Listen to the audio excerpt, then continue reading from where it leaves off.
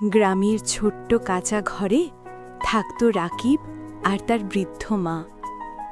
রাকিব শহরে কাজ করে, মাসে একবার বাড়ি আসে।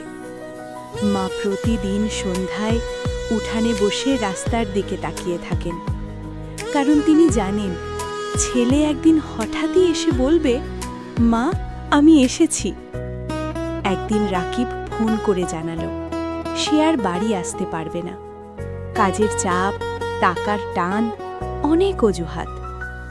মা শুধু বললেন, ভালো থাকিস বাবা। কিন্তু ফোন কেটে যাওয়ার পর তার চোখ ভিজে গেল। আলমারির ভেতর থেকে তিনি রাকিবের ছোটবেলার পুরনো জামা বের করলেন।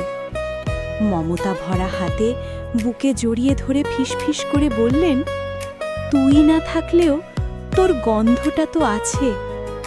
হঠাৎ দরজায় কড়া নাড়ার শব্দ। মা ধীরে ধীরে দরজা খুললেন। দেখলেন রাকিব দাঁড়িয়ে আছে, চোখ ভেজা। সে বলল, মা তোমাকে ছাড়া আমি কোথাও ভালো থাকতে পারি না। মা ছেলেকে জড়িয়ে ধরলেন। উঠোন ভরে গেল নীরব ভালোবাসায়।